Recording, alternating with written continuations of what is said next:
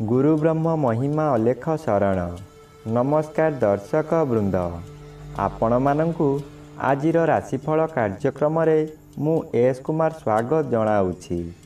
प्रतिदिन निजर राशिफल जानिबा पाई गुरुकृपा यूट्यूब चैनल को सब्सक्राइब करंतु और पाखरे थिबा बेल आइकन को प्रेस करी ऑल नोटिफिकेशन ऑन करी दियंतु, जहा फଳରେ आमे जेतेबेले वीडियो अपलोड करिवो प्रथमे आपण वीडियो देखि पारिबे। आमर यही वीडियो रे आपण संपूर्ण पंचांग सहित मेष ठारू मीन पर्यंत 12 गोटी राशिर राशिफल विषय रे जानि पारिबे।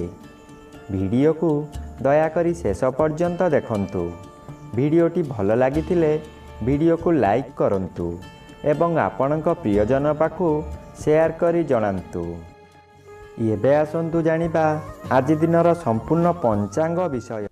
आज 2026 मसीहा मार्च मास 24 तारिख मंगलवार, दिल्ली स्वराब्द सन 1433 साल, स्वाधीन भारताब्द 79 वर्ष, महिमाद 199 वर्ष। उत्कल गजपति श्री श्री गजपति दिव्यसिंहदेव महाराजांकर 69 अंक। सौरस्व चैत्र मास 10 दिन, चांद्रमते चैत्र शुक्ल पक्ष षष्ठी तिथि अपराह्न 5 घंटा 14 मिनिट पर्यंत।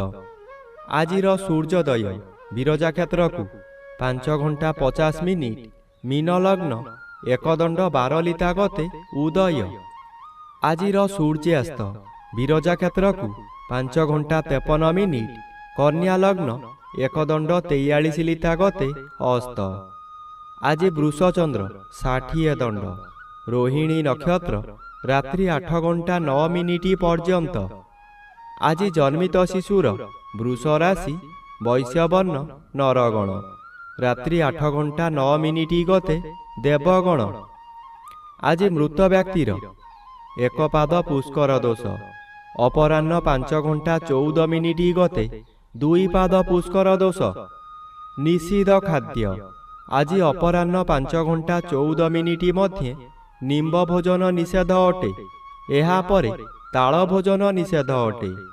आजिर अमृत जोग दिवा 8 घंटा 14 मिनिट गते 10 घंटा 38 मिनिट मध्य, दिवा 1 घंटा 2 मिनिट गते 2 घंटा 38 मिनिट मध्य, अपराह्न 3 घंटा 54 मिनिट गते 5 घंटा 53 मिनिट मध्य, अस्तरु संध्या 6 घंटा 41 मिनिट मध्य, रात्रि 9 घंटा 5 मिनिट गते 11 घंटा 29 मिनिट मध्य, एवं रात्रि 1 घंटा 53 मिनिट गते शेष रात्रि 3 घंटा 29 मिनिट मध्य।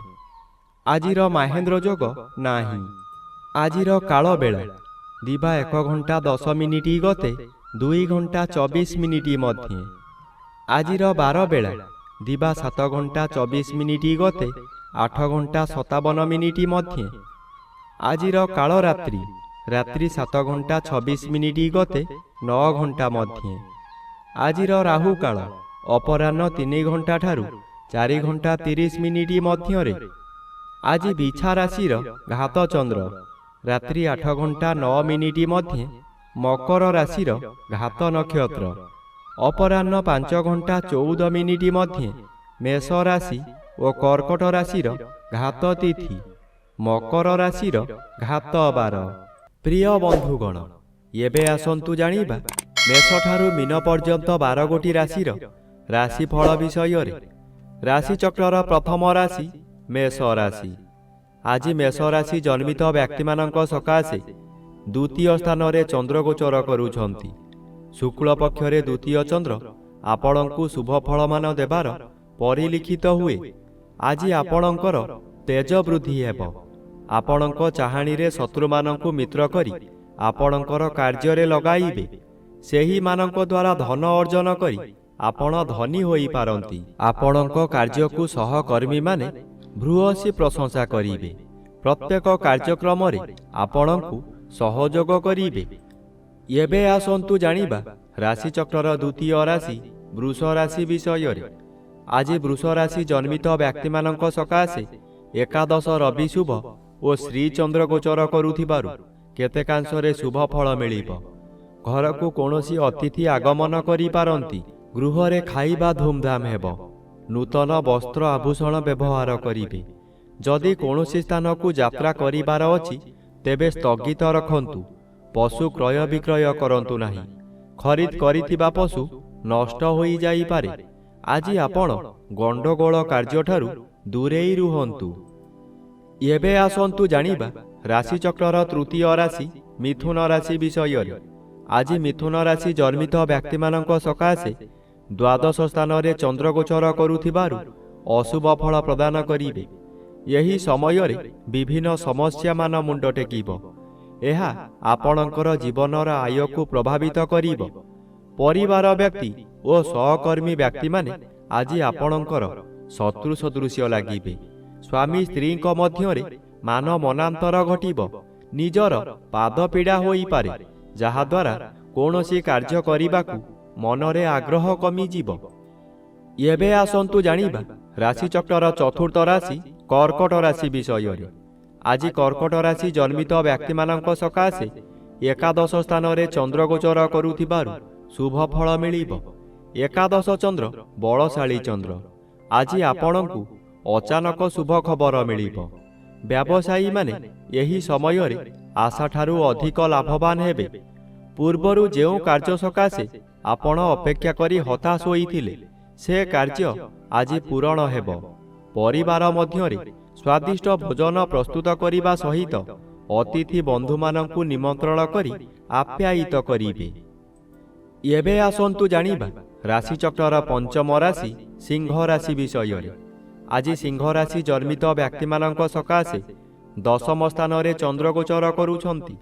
ଦଶମ ସ୍ଥାନ କର୍ମସ୍ଥାନ ହୋଇଥିବାରୁ ଆଜି ଆପଣ ନିଜ କର୍ମରେ ତତ୍ପର ହେବେ। ଯେଉଁ କର୍ମ କରିବାକୁ କେହି ସାହସ କରୁ ନଥିବେ ତାହା ଆପଣ କରି ଦେଖାଇଦେବେ। ଆପଣ ଅଧିକ ଶକ୍ତିଶାଳୀ ହୋଇ ଉଠିବେ। ମନରେ ସାହସ ବଢ଼ିଯିବ। ଗୁରୁଙ୍କର ଆଶୀର୍ବାଦ ମିଳିବ। ପୂର୍ବରୁ କରିଥିବା କର୍ମର ଫଳ ମଧ୍ୟ ଏହି ସମୟରେ ମିଳିବ। ଆପଣଙ୍କର ଇଚ୍ଛା ପୂର୍ଣ୍ଣ ହେବ।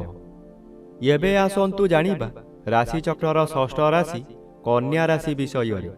ଆଜି କନ୍ୟା ରାଶି ଜନ୍ମିତ ବ୍ୟକ୍ତିମାନଙ୍କ ସକାଶେ ସପ୍ତମ ରବି ଅଶୁଭ ଓ ନବମ ଚନ୍ଦ୍ର ବାଧାପ୍ରାପ୍ତ ଅଛନ୍ତି, ଅଶୁଭ ଫଳ ପ୍ରଦାନ କରିବେ। ଆଜି ଆପଣ ଶୁଭ କର୍ମରେ ଯୋଗଦାନ କରି ବହୁ ଅର୍ଥ ବ୍ୟୟ କରିବେ, କିନ୍ତୁ କାହାରି ପାଖରୁ ପ୍ରଶଂସା ମିଳିବ ନାହିଁ। ଶେଷରେ ଲୋକ ଅସା ହେବେ। ଆପଣଙ୍କୁ ଲୋକମାନେ ପରିହାସ କରିବେ। ଆପଣଙ୍କର ଅସ୍ଥିରତା ପ୍ରକାଶ ପାଇବ। ଆପଣ କ୍ଷୋଭ ପ୍ରକାଶ କରିବେ। ମନରେ ଦୁର୍ବଳତା ପ୍ରକାଶ ପାଇବ। ଏବେ ଆସନ୍ତୁ ଜାଣିବା ରାଶିଚକ୍ରର ସପ୍ତମ ରାଶି ତୁଳା ରାଶି ବିଷୟରେ। ଆଜି ତୁଳା ରାଶି ଜନ୍ମିତ ବ୍ୟକ୍ତିମାନଙ୍କ ସକାଶେ ଅଷ୍ଟମ ସ୍ଥାନରେ ଚନ୍ଦ୍ରଗୋଚର କରୁଥିବାରୁ ଅଶୁଭ ଫଳ ମିଳିବ। ଅଷ୍ଟମ ସ୍ଥାନ ଆୟୁ ସ୍ଥାନ ଓ ମାରକ ସ୍ଥାନ। ଚନ୍ଦ୍ର ଏପରି ଏକ ଗ୍ରହ ମୃତ୍ୟୁକୁ ମଧ୍ୟ ମାରିପାରେ। ଚନ୍ଦ୍ର ଅଷ୍ଟମରେ ଭ୍ରମଣ କରୁଥିବା ସମୟରେ ବହୁ ଦୁର୍ଘଟଣା ମଧ୍ୟ ଘଟାଇପାରେ, ତାହା ମାନସିକ ହେଉ କିମ୍ବା ଶାରୀରିକ। ଆଜି ନିଜକୁ ସତର୍କ ନ ରହିଲେ ନିଜ ଗୋଡ଼ରେ ନିଜେ କୁରାଢ଼ି ମାରିବା ସଦୃଶ୍ୟ ହେବ। ଏଣୁ ମନକୁ ଶାନ୍ତ ରଖନ୍ତୁ। ବ୍ୟବହାର ଠିକ୍ ରଖନ୍ତୁ। ଏବେ ଆସନ୍ତୁ ଜାଣିବା ରାଶିଚକ୍ରର ଅଷ୍ଟମ ରାଶି ବିଛା ରାଶି ବିଷୟରେ। ଆଜି ବିଛା ରାଶି ଜନ୍ମିତ ବ୍ୟକ୍ତିମାନଙ୍କ ସକାଶେ ଘାତଚନ୍ଦ୍ର ଭୋଗ ହେଉଛି। ଘାତଚନ୍ଦ୍ର ସର୍ବଦା ଅଶୁଭ କରାଇବ। ଘରେ ବାହାରେ ପ୍ରତ୍ୟେକ ସ୍ଥାନରେ ଆପଣ ଅପଦସ୍ଥ ହେବେ। ଆପଣଙ୍କର ବହୁ ପରିମାଣର ବ୍ୟୟ ହେବ। ଶରୀର ଅସୁସ୍ଥ ରହିବ।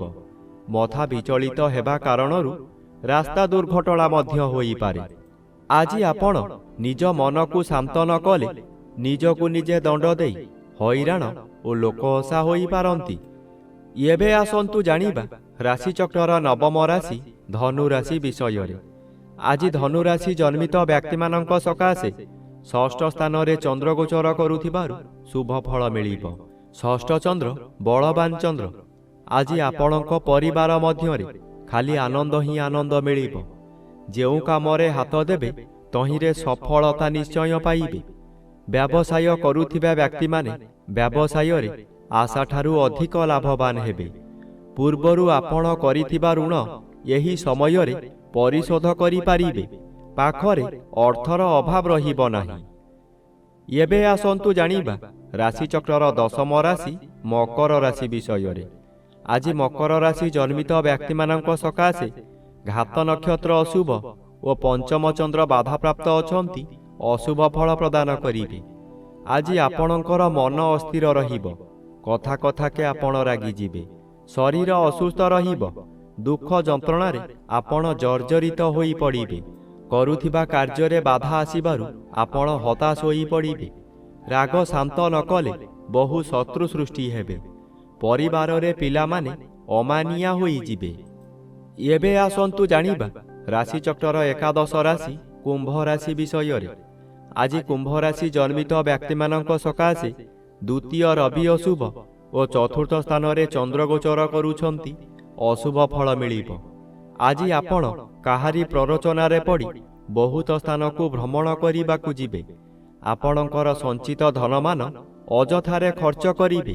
ଚତୁର୍ଥ ଗୃହ ବିଦ୍ୟାଗୃହ ଓ ମାତୃଗୃହ ହୋଇଥିବାରୁ ବିଦ୍ୟାର୍ଥୀମାନେ ବିଦ୍ୟା ପଠନରେ ଦୁର୍ବଳ ରହିବେ। ମାତାଙ୍କର ଶରୀର ଅସୁସ୍ଥ ରହିବ। ଆପଣଙ୍କର ଦୁଃଖ ପରେ ଦୁଃଖ ମାଡ଼ି ଆସିବ। ଏବେ ଆସନ୍ତୁ ଜାଣିବା ରାଶିଚକ୍ରର ଦ୍ୱାଦଶ ବା ଶେଷ ରାଶି ମୀନ ରାଶି ବିଷୟରେ।